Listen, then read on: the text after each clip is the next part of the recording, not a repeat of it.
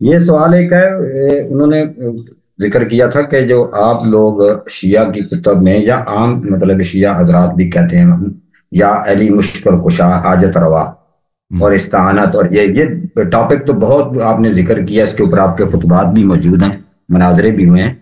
تو یہ کہنا، یہ حاجت روا کہنا، مشکل کشا کہنا، یہ شرک کے معنوں میں آتا ہے. یہ ارشاد بھٹی صاحب نے یہ سوال اس میں ذکر تھا آپ کا. وہاں بھی دیا نا.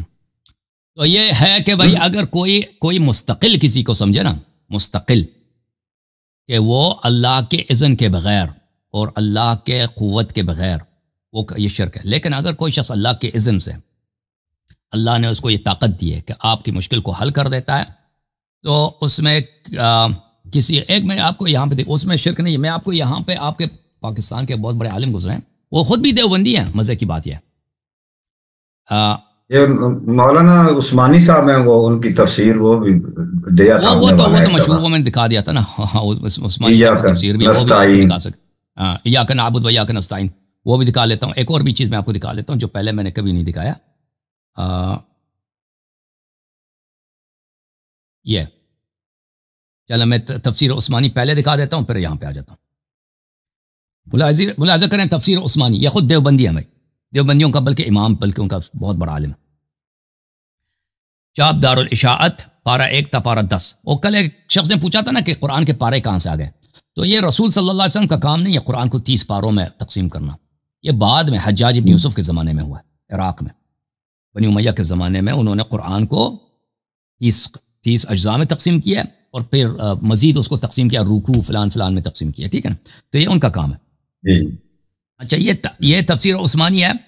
الحمدللہ رب العالمین ایاک نعبد و ایاک نستعین. اس کے تفسیر میں وہ کیا کہتے ہیں، اس آیت شریفہ سے معلوم ہوا کہ اس کے ذات پاک کے سوا کسی سے حقیقت میں مدد مانگنا بالکل ناجائز ہے. ہاں اگر کسی مقبول بندہ کو محض واسطہ رحمت الہی اور غیر مستقل سمجھ کر استعانت ظاہری اس سے کرے تو یہ جائز ہے کہ استعانت در حقیقت اللہ تعالیٰ سے ہی استعانت ہے. اچھا یہ میں ایک اور آپ کو دکھاؤں. یہ البصائر لمنکری التوسل باہل المقابر، تالیفات مولوی حمداللہ جان الداجوی. یہ سہارنپور میں پڑھے، تقسیم ہند سے پہلے انہوں نے پڑھا تھا. ابھی ان کی وفات ہوئی ہے، تقریباً 100 سال کے قریب ان کا عمر ہے. یہ جو ہے ولادت شاید 1920 ہے، پتہ نہیں اس طرح ہے. 1924 ان کی ولادت ہے ابھی، اور سنہ 2020-2019 میں ان کی وفات ہوئی ہے. اور یہ بہت بڑے عالم تھے دیوبندیوں کے. صوبہ سرحد میں، افغانستان، پاکستان، پٹھانوں میں ان کی بڑی تاثیر ہے. اور یہ بہت فاضل آدمی تھے، ان کی کتاب سے پتہ چل جاتا ہے. یہاں پر اچھا یہ بہت ساری جملے کہتے ہیں، تو باتیں تو ان کی بہت ساری ہیں. صفحہ نمبر 20 میں وہ لکھتے ہیں وَأَمَّا الشِّرْكُ فِي الْإِسْتِعَانَةِ بِأَنْ يَطْلُبَ أَحَدٌ الْعَوْنَ مِنَ الْغَيْرِ.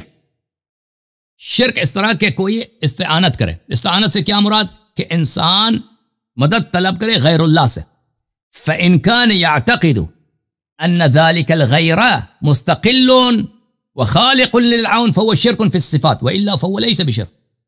اگر انسان کا یہ عقیدہ ہو کہ وہ غیر جو آپ کی مدد کرے گا وہ مستقل ہے، وہ خود بغیر اللہ کے اذن کے، بغیر اللہ کی اجازت کے، بغیر اللہ کے حول و قوت سے، بغیر یہ کہ اللہ نے اس کو یہ طاقت دی ہو کہ وہ آپ کی مشکل روا کرے، آپ کے حاجت روا کرے، وہ خود مستقلاً آپ کی وہ مشکل حل کر دیتا ہے.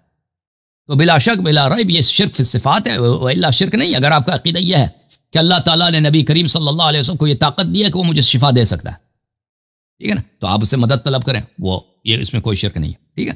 تو یہ بات کافی لمبی ہے، بہرحال جی ہاں.